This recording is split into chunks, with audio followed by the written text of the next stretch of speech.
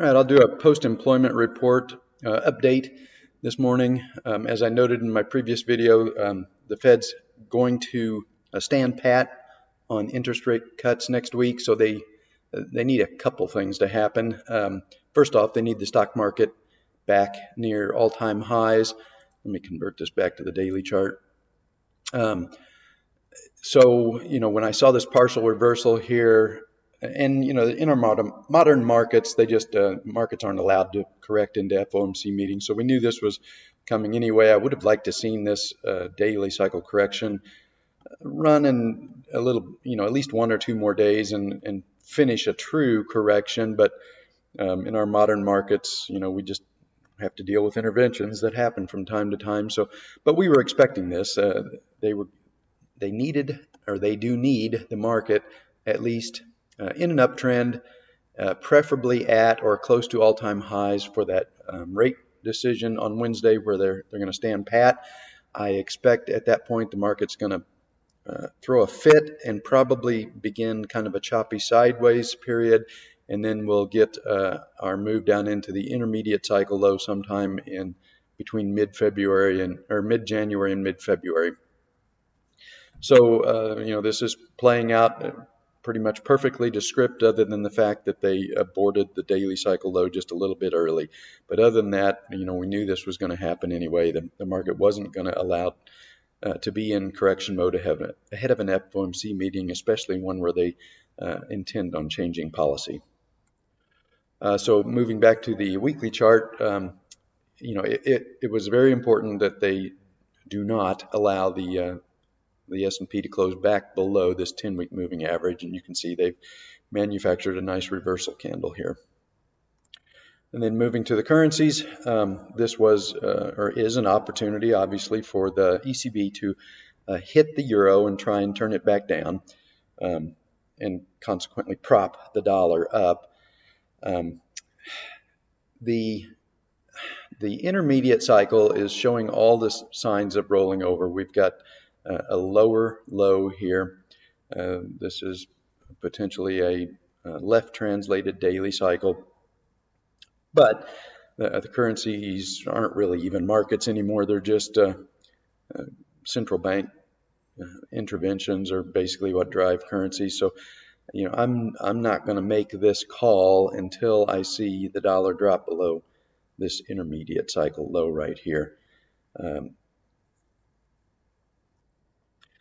So today's employment report is an opportunity for the ECB to try and break any rally in the euro and keep this declining. I don't, like I said, I don't know whether they're going to succeed or not. It's been my contention that this triple bottom here was probably a 3-year cycle low in the euro, but the ECB is going to try and push this down and push the dollar back up, and we're just going to have to wait a few days and see whether or not they succeed. All right, and then moving on to gold, like I noted in my previous video, the employment report was the first opportunity for the banks to attack gold. It's critically important for the banks who have huge short positions to not allow gold to get back above this 50-day moving average, and that gave them the leverage again today to attack gold and drive it back down. At least as of this morning, gold is still not even below the October low. If the banks are not successful in driving gold below the October low, then they've got big problems. This is just what happens during bottoming processes, especially if the banks are still stuck in large positions. They're going to try and break the rally, and they want to create a panic sell-off so they can cover their shorts at lower positions and then switch to longs. We'll have to see how the day ends, and more importantly, what happens Monday and Tuesday. I do not think they are going to succeed in driving gold below this pivot here. I think this is going to turn out to be an intermediate cycle low. So today is probably a buying opportunity.